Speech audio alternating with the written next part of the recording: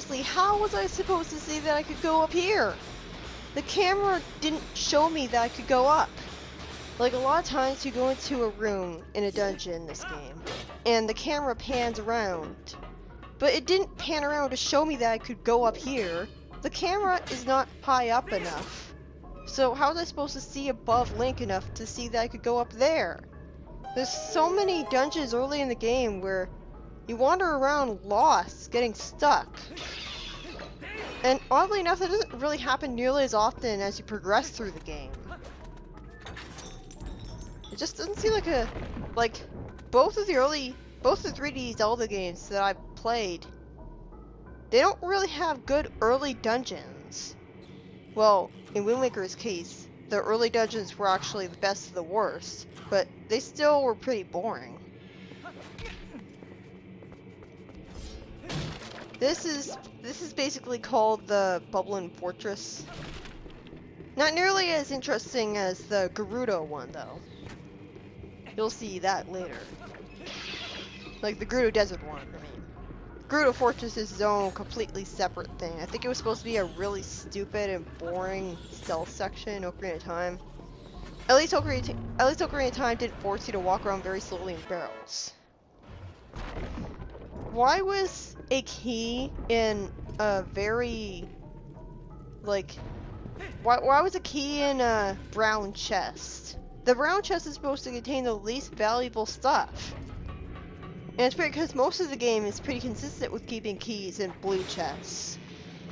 Seriously, I don't understand why they don't have specific key chests. Like, do we really have to, like, worry about ruining the surprise? I think I would rather just always know what chest has the key in it that's mandatory to progress. And this is blatant padding.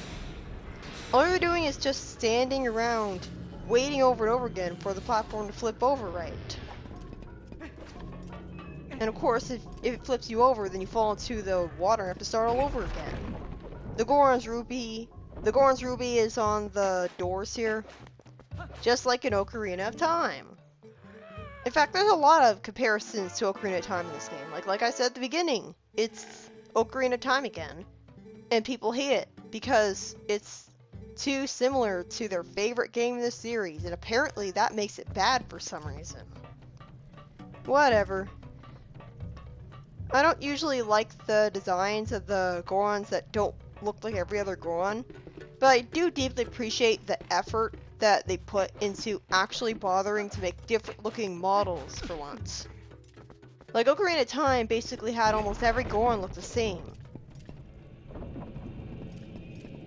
Like, this game reuses the hell out of the basic Goron model too, but at least they try with the Goron Elders. Like, they can show that they don't all look the same, just most of them. By the way, I didn't really get to talk about this much since you don't see them in Wind Waker very often. How the hell are Gorons still around if they're an almost completely male tribe? Like, a mostly female tribe I can understand, because then there's lots of pregnant women. There's lots of people who are able to reproduce. But if it's a mostly male tribe, like we see two female Gorons. We see the old hag, and wait, was there a second one? I think that might have been it. But yeah, like, how are the Gorons able to find enough mates? I don't understand how they even stay alive.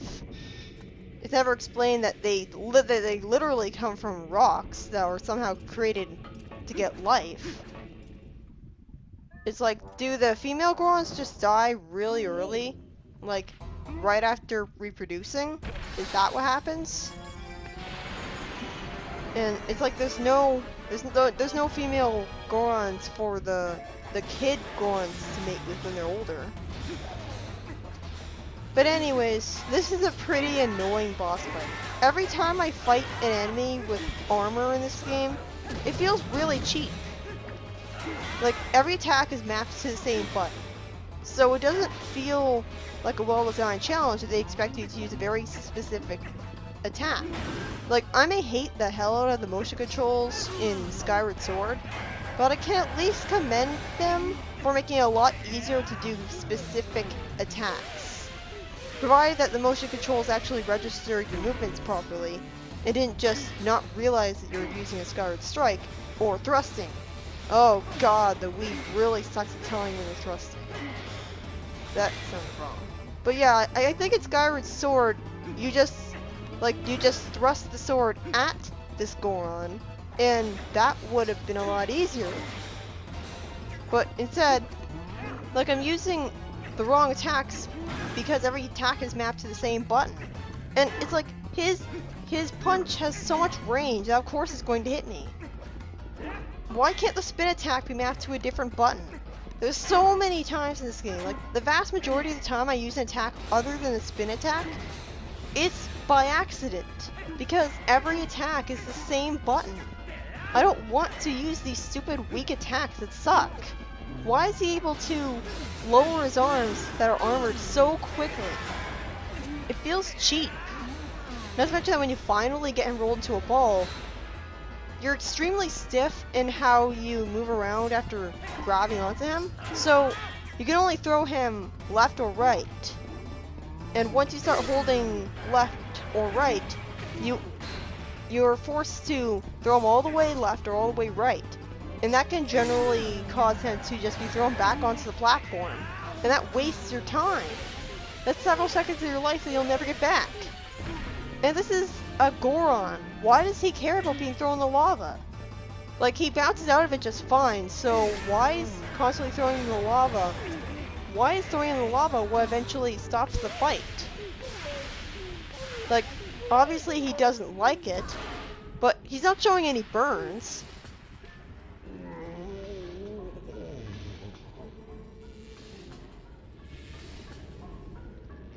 So, he wasn't brainwashed? Okay, that's annoying. And what's also annoying is that after you beat him, you can't attack him anymore. So it's like, you're able to fight... Like, you're able to fight him just fine, but now all of a sudden you can't. It also makes the mini-boss kind of awkward because usually you aren't fighting with actual, like, talking people in a Zelda game. Like, you're fighting with monsters, or at the very least, possessed people. But he's not possessed or a monster. So Link just basically fought a regular person and somehow didn't stab him to death with his sword. I mean, it's still a Goron, but... Well, Gorons don't really look all that rocky. I mean, they kind of look soft and cuddly, especially in Ocarina of Time. Like, they look soft with their yellow bellies. Like, they have scales that are rocky, especially in Twilight Princess, but that's usually only on their heads. Makes you wonder what they're really made out of, especially since they're yellow. What kind of rocks are yellow? I don't know. It's always annoying rolling into walls and having to wait before Link can get back up, especially when you're rolling up stairs. I don't feel like there are nearly as many stairs that you roll into upon trying to roll up as there are in Wind Waker. I love how the bow is in this game. In Wind Waker, the bow, its controls were extremely sensitive, and so you would just the slightest tap on the control stick would send you flying. But in this game, the bow controls so perfectly. I had such a great aim with the bow. The only limit is how good your eyes are. And my eyes aren't even that great. And I can still use the bow really well. Like, I can usually hit a target from pretty far away. It feels so satisfying when I do that. I love this. I wish every Zelda game had this kind of, like, long distance shooting with the bow. I'm gonna guess you could compare it to a first-person shooter. I mean, if this is the gameplay of first-person shooters, I guess I would find them fun. But then again, they're all like, ooh, we have guns, that makes us edgy. We have blood, and that makes us edgy. Isn't that cool, kids? No, not really. I play games to escape reality, you know, not to be depressingly reminded of it. If first-person shooters just had the bow and arrow, and had it work like in Twilight Princess, and you were fighting monsters and there was no unnecessary gore, then I would love them. But instead, you know how they are. So I guess they can kind of be compared to that, but I don't know. And of course the aiming controls are inverted, with up being down and down being up. That's generally how it is in this game. Like, that's the case for the claw shot as well. Don't really see the point of that though. This is pretty cool. Also pretty kind of disorienting. Like, you're in first person and you're aiming, but you're upside down. Like, the annoying thing is that the magnet you're on is still moving even during the cutscene. So I basically had to ride it all the way back here. Shouldn't cutscenes freeze time? But yeah, there's a lot of items from Wind Waker that didn't come back in this game. The bait didn't come back, so you can't feed chickens instead of pigs to get them to dig up stuff. Well, chickens can't dig anyways. And of course, there's no fish. Like, why would you have fish? And like, there's no sea chart either, so. By the way, this room is extremely cheap for this alone. Like, there's so many bubbling archers in this game that are so extremely cheaply placed. Like, they're guaranteed to hit you over and over again with their bow, and you're forced to stop for several seconds every time you try to aim at them. The range on the targeting system is pretty bad. Like, if it's on screen and you're right in front of it, then you should be able to aim at it. Like, you should be able to target it.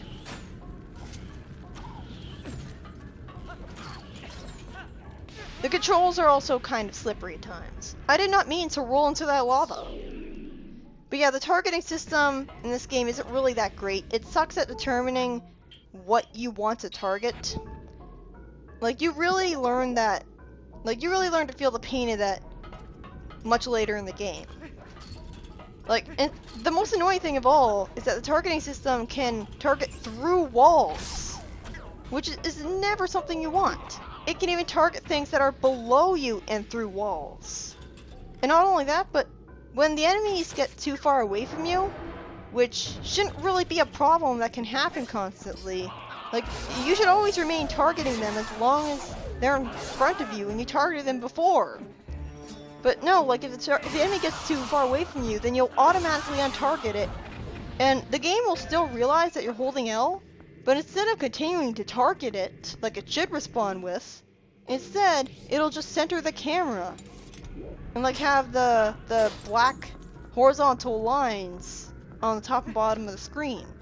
I don't know why 3D Zelda games do that. Like, they also do that when cutscenes happen. I guess they're trying to be cinematic, but failing. I don't understand what's cinematic about letterboxing. Like, I don't even like it to begin with, but... yeah, this is really weird. So this is supposed to be the child stage? It looks nothing like a chicken. How does it evolve into... how does it grow into a chicken body thing?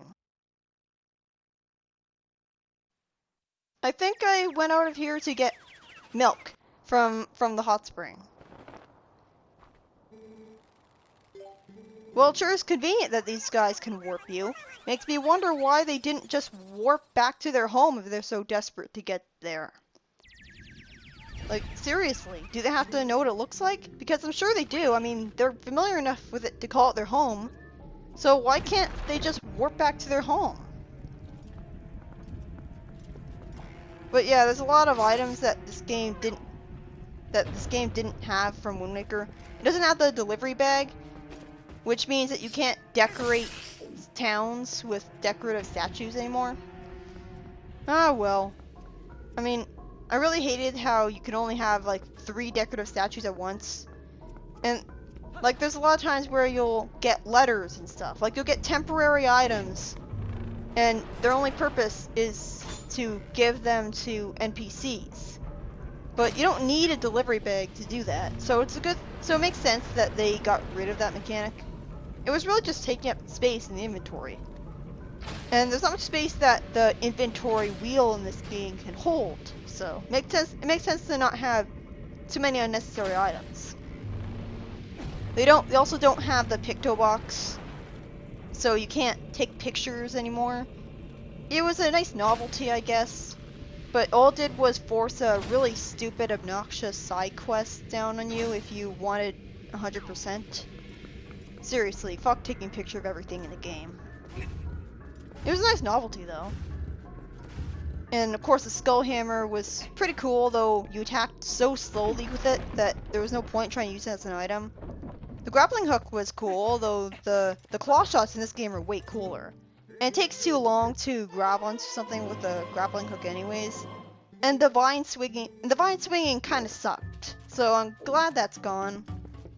The Wind Waker took too long to do anything. I didn't even like the whole wind direction mechanic. I'm glad that's gone. I really wish that the Deku Leaf and Tingle Tuner didn't go away though. I mean, I guess I can't imagine the Tingle Tuner working without the GBA. I mean, you have to use it. It basically gives you a different inventory screen.